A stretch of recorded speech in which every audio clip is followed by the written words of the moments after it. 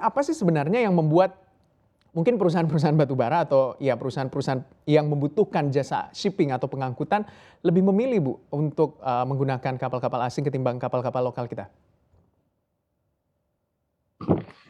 Mungkin karena, kalau yang pembelinya ya, tentunya, lebih mungkin dianggapnya pada saat, batu bara itu sampai ke negaranya tidak akan ada klaim gitu ya. Jadi untung dari tambang-tambang kita juga menginginkan untuk supaya, tidak ada klaim gitu ya. Jadi mungkin merasa bahwa kalau menggunakan kapalnya itu adalah dari sisinya mereka yang menyiapkan, itu kan artinya kalau ada, kekurangan karena atau ada yang kurang baik atau bagaimana itu akan, tidak menjadikan klaim kepada, pemilik barang di Indonesia gitu.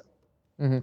Kalau kita lihat tentunya dengan supply chain yang secara global juga agak cukup terganggu, Anda melihat untuk, freight ocean sendiri memang terjadi mengalami kenaikan, Bu? Freight daripada, permintaan pengiriman ekspor itu. Kalau saya Mhm, tarif perhatikan freight ocean, Bu? tergantung pada komoditas. Jadi kalau produknya UMKM seperti ini yang dimaksud batu baranya ya, apa Iya, bagaimana kalau maksudnya? misalnya dengan batu bara, terus kita compare dengan produk lain dan juga secara umum seperti apa, Bu, Anda melihatnya?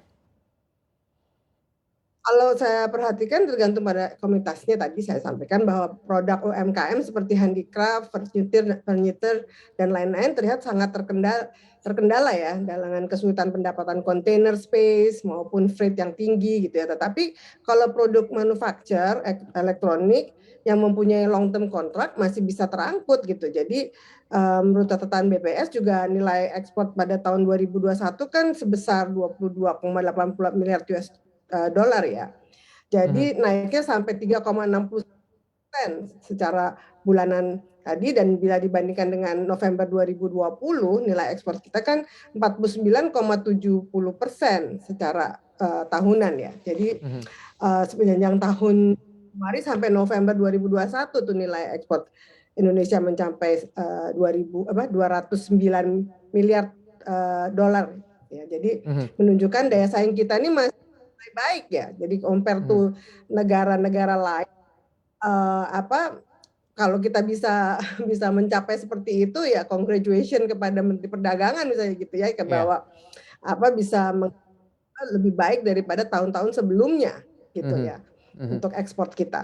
Iya, dengan melihat data dari Kementerian Perdagangan berarti harusnya juga tercermin terhadap kinerja industri shipping atau pengapalan karena ekspornya begitu besar. Berarti di tahun 2022 ini harapan Anda ketika nilai ekspor begitu besar, apakah akan berdampak juga besar terhadap industri shipping dalam negeri kita dan mungkin stimulus atau apa yang dibutuhkan oleh industri shipping dalam negeri kita untuk meningkatkan persaingan gitu ya, daya saingnya dengan industri shipping yang dari luar?